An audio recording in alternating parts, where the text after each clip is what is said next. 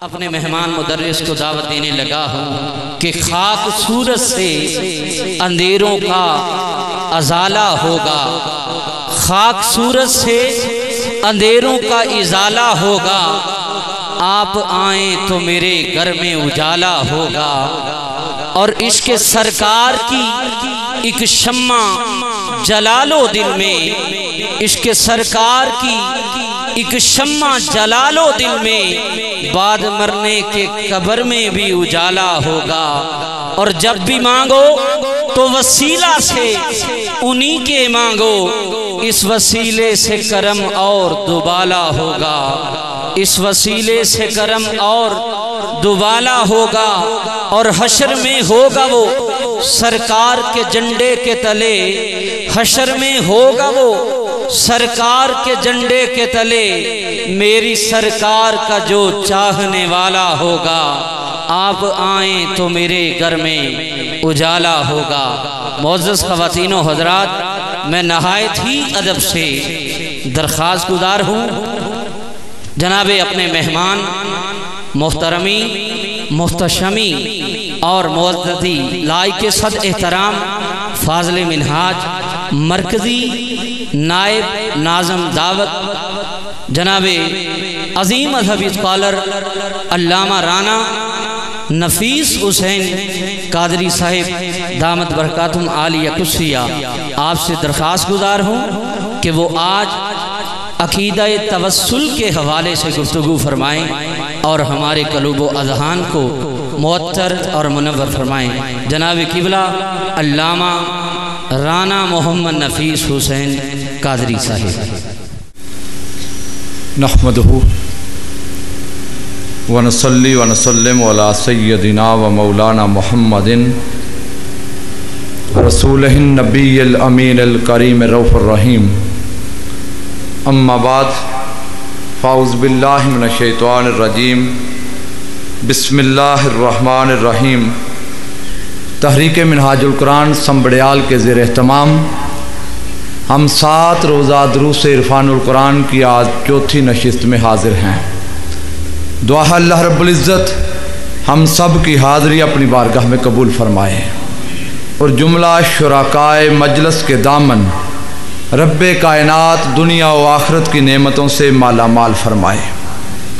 جیسا کہ آپ جانتے ہیں، آج کا ہمارا موضوع عقیدہ توسل، رب کائنات کی بارگاہ میں کسی عمل صالح یا کسی نیک شخصیت کا وسیلہ پیش کر کے اپنی حاجت اور اپنی ضرورت اللہ کے حضور پیش کرنا،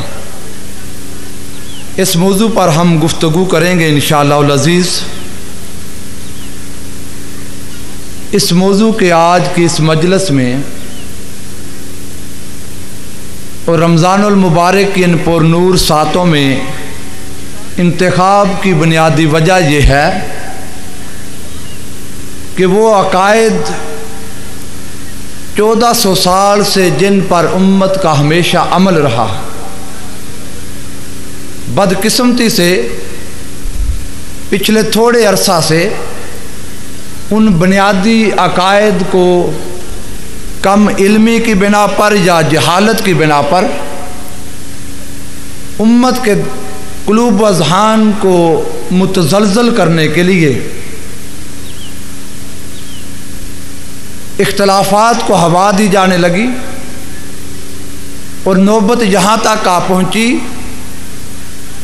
کہ ایک مکتبہ فکر دوسرے مکتبہ فکر کے گریبانوں تک جا پہنچا،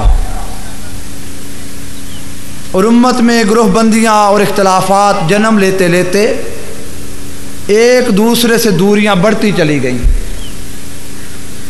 نتیجتاً ایک طبقے کے لوگ دوسرے طبقے کو مشرک اور بدعت اور کافر تک کہنے لگ گئے۔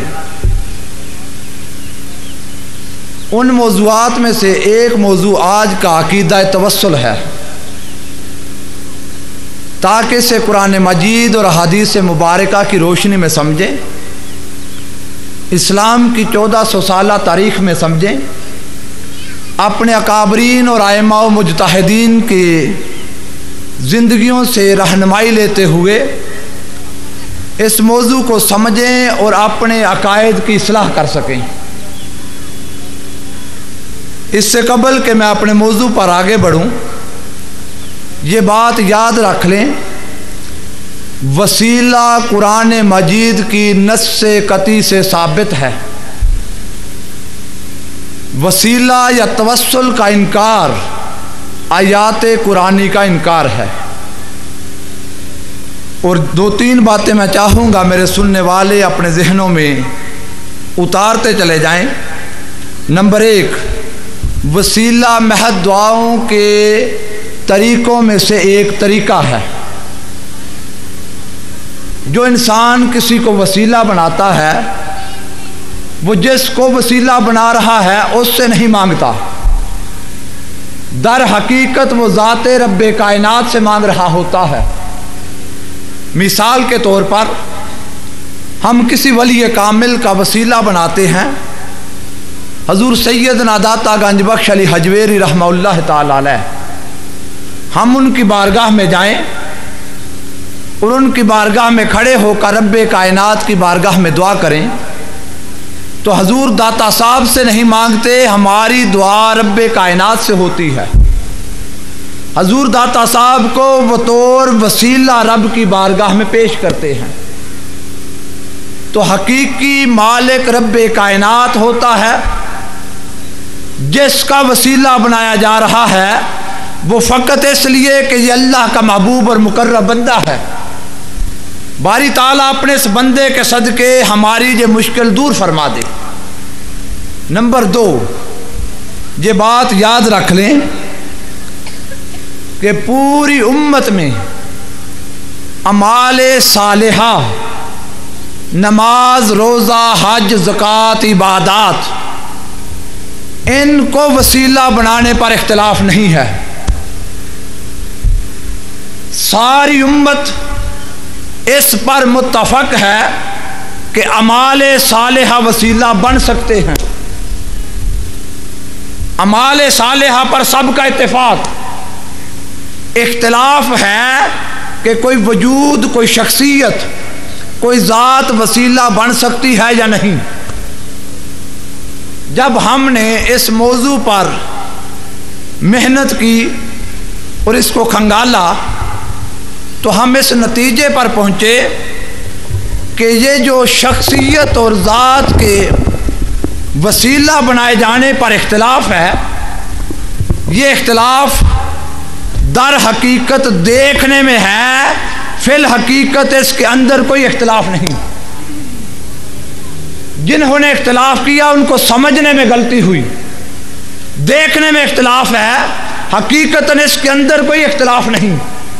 اور آج کی مجلس میں چاہوں گا کہ وہ جو اختلاف کے پردے ہیں ان کو اٹھا کر عقیدہ واضح طور پر قرآن مجید اور حدیث مبارکہ کی روشنی میں اپنے سننے والوں کو پہنچا دیا جائے۔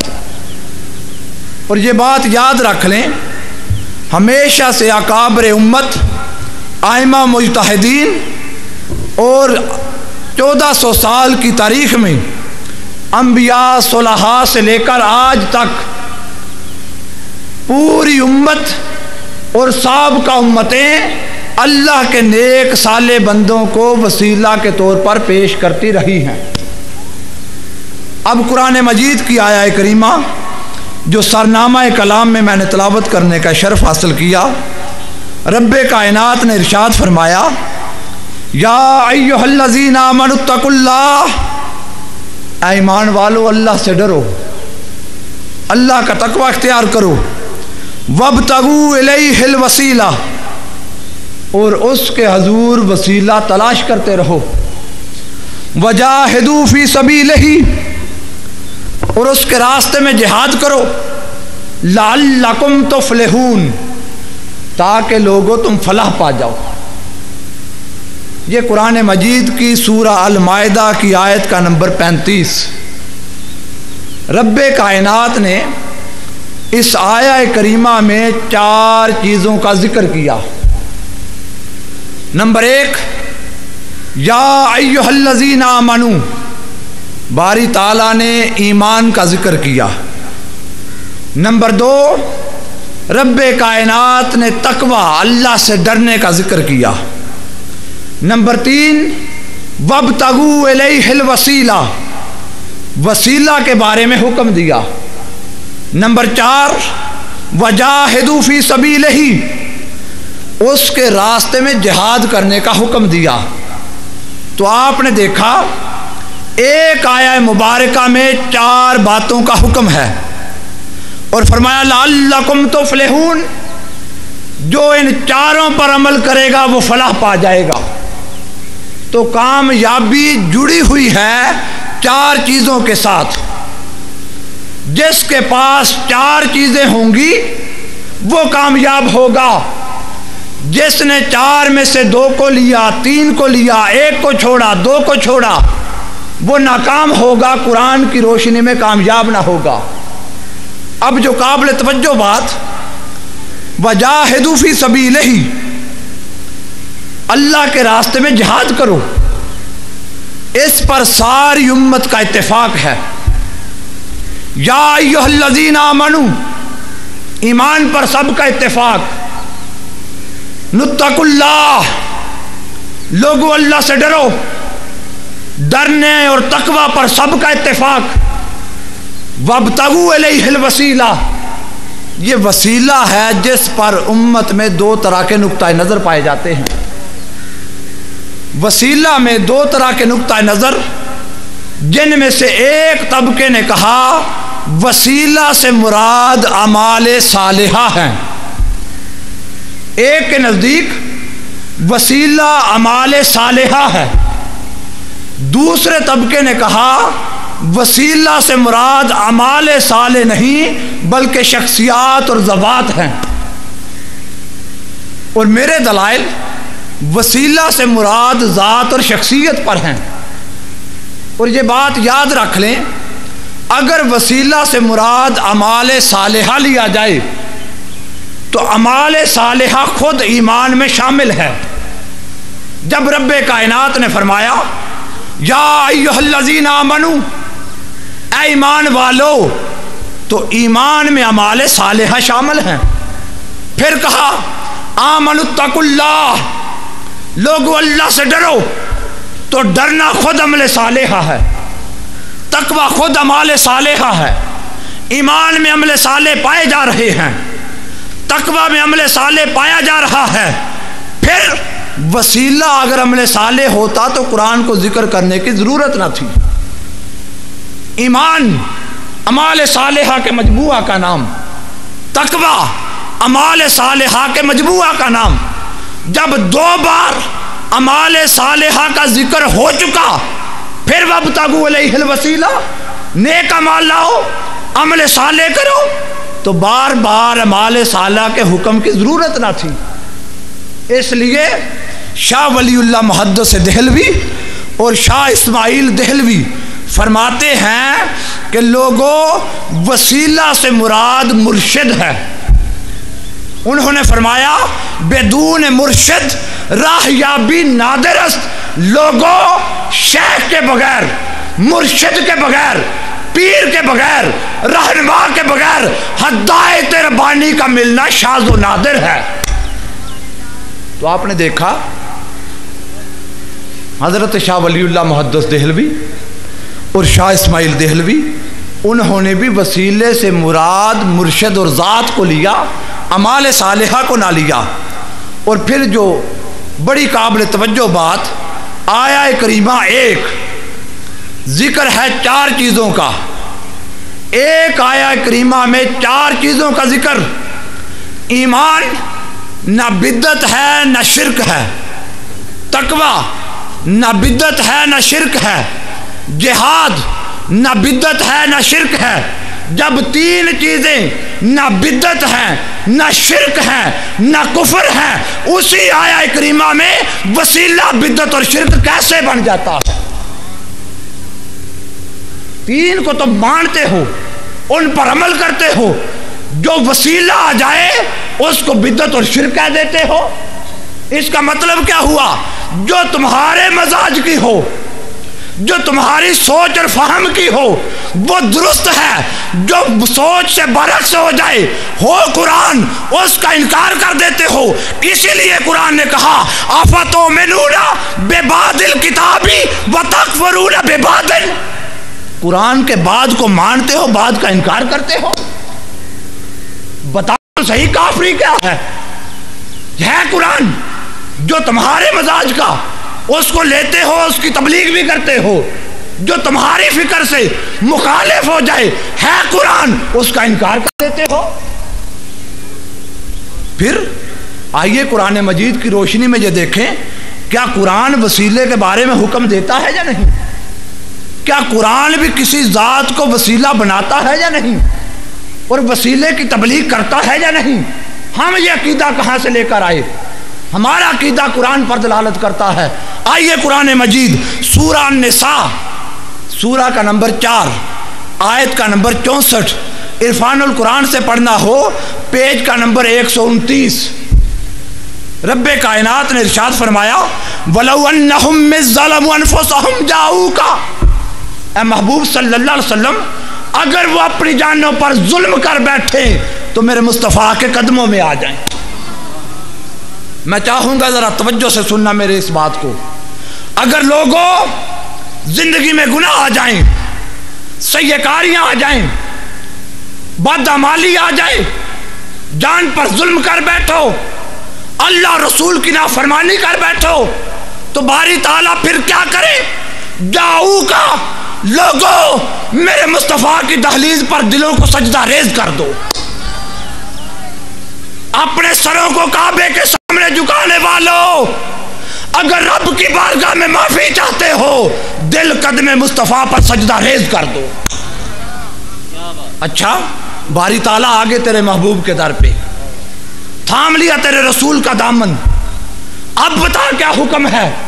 حضور کے در پہ آ جائے تو معافی مانگ لے تو معاف کر دے گا؟ فرمایا لوگوں تم نے معافی مانگ لی ہے، کسی کا دل کرے گا کسی کا دل نہ کرے گا، چاروں نہ چار میرے رسول کے در پہ آ جاؤ گے۔ کوئی خوشی سے آئے گا، کوئی مجبور ہو کے آئے گا، سب کو معاف نہیں کروں گا۔ باری تعالیٰ کس کو معاف کرے گا؟ فرمایا فاستغفر اللہ، در مصطفیٰ پہ آ کر دامن مصطفیٰ تھام کر اب مصطفیٰ کے وسیلے سے اللہ کے حضور معافی مانگو، دامن مصطفیٰ تھامو، میرے مصطفیٰ کو وسیلہ بناؤ، حضور کی بارگاہ میں معافی مانگو، پھر در مصطفیٰ پہ آ کر رب سے معافی مانگو۔